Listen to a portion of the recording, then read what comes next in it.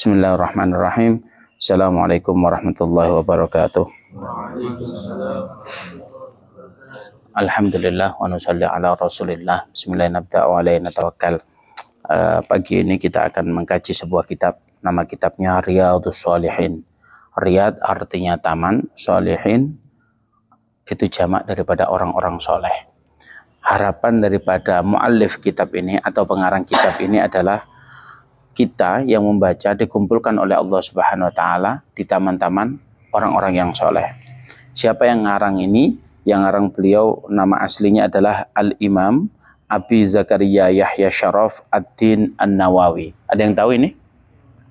Nah, beliau itu dari kota Nawa, tapi beliau itu dikenal dari kota Nawawi. Nah, beliau itu seandainya Muhammad Faiz Singosari, dikenalnya bukan Faiznya, tapi Singosarinya, begitu. Nah, beliau itu lahir 631, wafat 676. Ya, tidak terlalu tua, kurang lebih 40 tahunan beliau sudah meninggal. Nah, ini kita akan membaca syarahnya dari kitab Arba'in Nawawi. Insya Allah Riyadhus Shalihin itu setiap pondok insya Allah membacanya. Jadi gini, umur yang barokah itu bukan umur yang panjang. Jadi antum kalau ulang tahun panjang umurnya, kayak apa tuh? Saya tanya, kalau antum pengen dikasih Allah Subhanahu wa Ta'ala dipanjangkan, antum umurnya berapa? Minta berapa? 100? 200? Nah, antum mau tidur tua, itu namanya la yamutu wa la yahya. Apa artinya? Hidup gak bermutu, banyak biaya. Di atas amben, terus gitu kan. Nah, oleh karena itu hidup itu ya sewajarnya saja, tetapi mintalah hidup yang barokah. Nah, barokah itu bagaimana? Seperti Imam Nawawi, nggak seberapa umurnya, tapi karya beliau kalau dijajarkan, koyo nggak pernah tidur beliau, kayak ngarang kitab aja, saking banyaknya kalau diukur dengan umur beliau. Nah, ini ada hadis yang ke-30, Masya Allah, ini ada sebuah cerita. Hadis ini diriwayatkan oleh An Suhaib, Sayyidina Suhaib. Kalau perawinya Suhaib itu bagaimana maksudnya? Perawi pertama itu adalah tatkala Rasulullah berbicara, di situ Sayyidina Suhaib mendengarkan. Apakah Sayyidina Suhaib saja? Tidak, banyak orang. Tetapi salah satu sahabat yang menyampaikan ke sahabat yang lain, sampai ke tabi'in, sampai ke muhaddis. Lah ini muhaddisnya siapa sih? Muhaddisnya itu adalah Imam Muslim.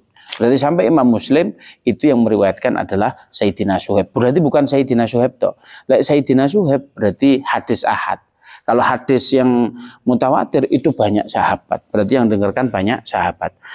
Apa? Anna Rasulullah sallallahu alaihi wasallam qala, bahwasanya baginda Nabi Muhammad sallallahu alaihi wasallam itu berkata, kana malakun fi man kana qablakum, ada raja sebelum kalian semua. Maknanya sebelum baginda Nabi Muhammad SAW, entah kapan, ya raja-raja zaman dahulu.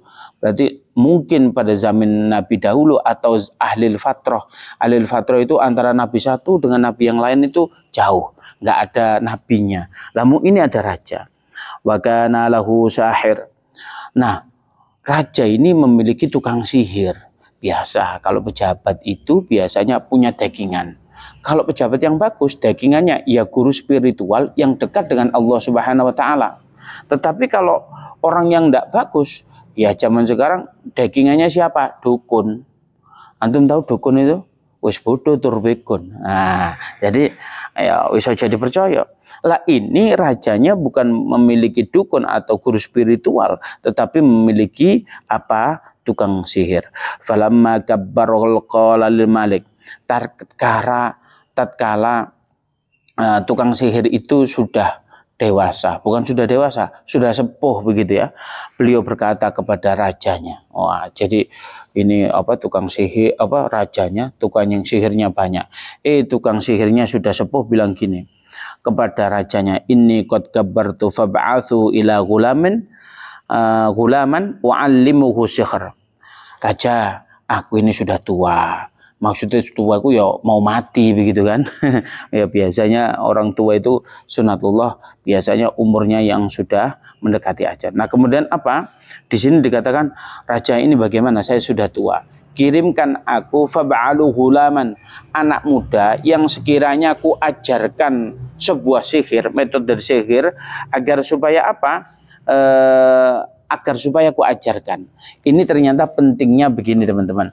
Pentingnya ilmu kaderisasi. Kalau tukang sihir, kalau dukun itu memiliki kaderisasi yang bagus, maka kita juga harus memiliki kaderisasi yang bagus. Bayangkan, kalau yang saya ini bukan dikatakan tua, tapi lahir duluan aja daripada jenengan semua, antum semua. Nah ini seandainya ini, antum nggak ngaji model begini, berarti kan nggak ada kaderisasi, nggak mondok model gini, nggak diajarin apa di pondok, ya mau gimana? Berarti apa? Ini perlu adanya kaderisasi, sing tuwek ngajari sing nom ngajari sing nom, terus ada kaderisasi. Jika nggak ada, terputus. Maka orang generasi setelah kita nol. Karena sing memiliki ilmu, sehingga apa? Ya sudah nggak ada harapan untuk mendapatkan hidayah dan lain sebagainya. Maka di sini orang yang berbackingan dengan dukun saja mengkaderisasi, kenapa kita yang backingannya itu ulama, yang backingannya itu ngaji kitab sunnatullah, ada Al-Quran dengan hadis, kok kita nggak melakukan kaderisasi? Ya keliru. Berarti yang pertama kita melakukan kaderisasi. Seperti halnya dilakukan oleh dukun ini atau tukang sihir ini. Kemudian apa? Wa kana fi tariqin idza salaka rahib. Kemudian, ini lupa nggak terbaca. Fab'asa ilaihi hulaman yu'allimuhu. Kemudian raja memilih di antara rakyatnya pemuda yang potensi, kemudian dipanggil. Kamu mau nggak kujadikan nanti kujadikan backinganku, dukunku. Kamu nanti caranya bagaimana Pak Raja? Oh ya sudah, kamu nanti diajarkan.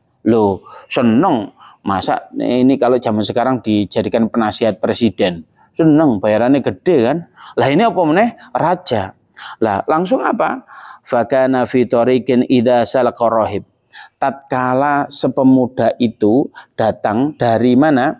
Dari rumahnya menuju ke padepokan lah kasarnya begitu ya. Padepokan yang dimiliki raja tersebut. Apa yang terjadi tatkala di tengah-tengah perjalanan, faqa'ada ilaihi wa sama'a kalamuhu fa'ajabahu. Ada orang yang duduk di majelis kayak kita, ada halakoh model kayak kita ini, ternyata apa? Ada orang yang berbicara. Loh, ngomongnya banter, krungu. Loh, apa sih ini yang dibicarakan? Nah, kemudian sebelum datang ke rumah sihirnya, beliau itu mampir dulu ke halakoh tersebut. Halakoh ilmiah gitu ya. Kemudian apa? Tatkala beliau duduk-duduk, fa'ajabahu. Waduh, iki sing dibicarakan jos iki. Ini membaca tafsirnya bagus. Ini membaca hadis. Iki opo sih kok apik men apa segala macam. Ibarat kata kalau zaman sekarang itu begitu ya. Nah, beliau itu takjub sekali. Wa kana idas sakhir marrar rahib faqa'ada ilaihi. Setiap kali beliau itu datang ke tempat rohib atau ke tempat dukun tukang sihir tadi, beliau itu mampir dulu ke tempat ustadz. Tapi zaman dulu bukan diarani ustadz, diarani rohib.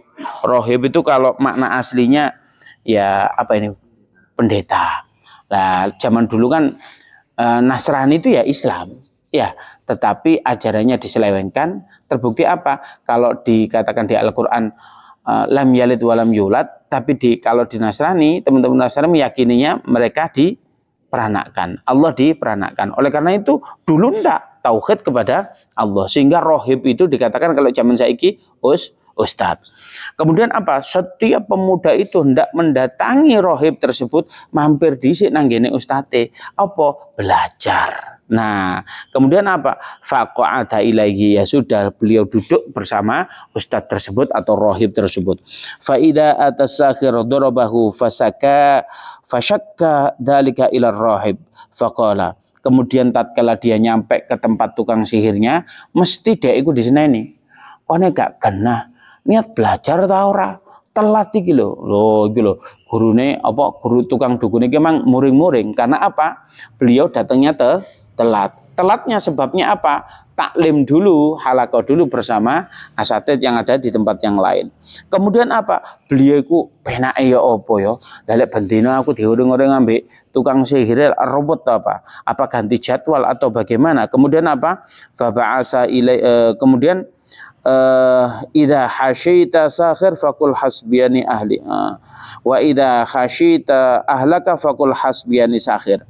Kemudian Ustadz ini bilang gini, ya sudah, bilang aja begini, kalau kamu telat di tukang sihir itu, bilang aja aku ada urusan keluarga. Kalau kamu telat pulang, kamu nanti bilang, oh ada urusan dengan tukang sihir. Oh gitu, ya wis. Ini termasuk saya tanya, ini bohong atau enggak? Hah? Loh enggak, ini jangan ngomong bohong baik dulu. Ini bohong apa enggak? Tidak. Ini disebut tauriyah. Apa tauriyah? Tauriyah itu dicontohkan dulu Imam Malik itu begini. Jadi kita di pemahaman ahli sunnah itu bahwasanya Al-Quran itu kalamullah nazzala ala Sayyidina Muhammad lafdan wa ma'niyan biwasitatin Jibril. Itu pemahaman ahli sunnah. Pada zaman Imam Malik juga ahli sunnah. Ada seorang raja mengatakan enggak. Namanya Al-Quran itu ya makhluk. Lah ini kan ada perdebatan loh, ini tidak bisa. Tapi yang nggak nurut sama raja dipateni zaman dulu. Lalu apa? Imam Malik itu pintar bilang begini.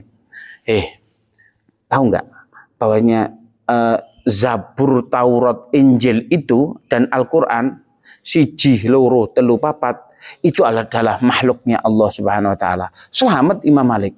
Mari selamat. Kemudian apa? Dipikir rajanya Imam Malik berpendapat bahwasanya Al-Quran itu adalah makhluk. Lalu apa yang terjadi? Beliau pulang dikomplain sampai muridnya, guru, saya ini pun ngajar pakai apa namanya katanya pakai bahwasanya Al-Quran itu adalah kalamullah, kok saya bilang makhluk? Kapan aku bilang makhluk, Jong? Lah tadi di depan raja, enggak, saya bilang Zabur, Taurat, Injil, Al-Quran, titik omonganku iku. Lah siji, loro, telu, papat, driji ku iki lho le. Driji iki ambek iki makhluk, betul apa enggak? Nah begitu juga kalau beliau datang ke tukang sihir, aku itu telat karena keluargaku. Lah aku iki anggapan keluargamu le. Gurunya itu keluarga juga kan? Loh keluarga besar, antum ini keluarga besar santri BDU kan gitu. Lah itu namanya tauriyah, boleh. Nah itu yang disebut tauriyah. Kemudian oh ya aman pada saat itu. Nah kemudian aman. Kemudian fabaina huwa ala dzalika ida ala dabatin adim. Tatkala suatu ketika dengan rutinitas yang beliau datang ke guru ngajinya, kemudian datang ke sihir, kemudian pulang. Nah, perjalanan itu beliau menemukan sesuatu. Apa sesuatu itu? Disebut dzabatun adim. Dzabah itu kalau secara makna di kamus itu maknanya adalah hewan melata. Hewan melata yang bagaimana? Nggak diterangkan. Anggap saiki ulo, ngono ya. Dianggap biar antum cek paham. Hewan melata apa? Contohnya ular. Ternyata tatkala beliau enak-enak datang perjalanan, mau datang ke ustadz dan atau ke dukun tadi, ada hewan melata yang sangat besar. Ada ular yang sangat besar ngalangin jalan. Semua orang nggak bisa jalan. Saking gede nih, waduh, berarti ulo sak piro gede nih, ya kak wani gitu kan. Kemudian habasat nas faqala, kemudian manusia itu tertahan semua, terhalang. Al yauma a'lamu sakhir afdalu amrohib. Nah, ini kesempatan jari pemuda itu tadi. Aku selama ini belajar ke dua guru, satunya ke ustadku, sijine ke dukun. Ya sudah. Hari ini pembuktian bahwasanya manakah ilmu ustadku atau ilmu dukunku sing mandi begitu, sing betul begitu ya. Kemudian apa? Dikatakan di sini fa akhadha hajar faqala. Kemudian beliau itu ngambil batu, kemudian beliau berkata, Allahumma in kana amrul rahib ahabbu ilaika min amrus sahir faqtul hadad dabbah. Kemudian beliau ndonga nang Allah Subhanahu wa taala sambil bawa batu. Allahumma ya Allah, in kana amrul rahib. Kalau ilmune ustadku iku luweh ahabbu ilaika, lebih engkau cintai ya Allah Subhanahu wa taala, berarti bener daripada ilmune dukun iku mang, maka faktul hadhihi dabah, maka jenengan pateni yang namanya dabah itu tadi. Lalu apa yang terjadi? Hatta yamdinas, kemudian apa? Beliau lempar watu ini diuncalno tayas, mati lah. Maknanya kalau kita meyakini segala sesuatu yang menghalangi kita hilang itu. Antum dibawa preman, antum mau di preman dipalak apa segala macam. Tapi kalau Allah sudah antum yakini di hati antum, ya sudah, preman tidak ada itu apa jenenge, tidak ada kekuatannya.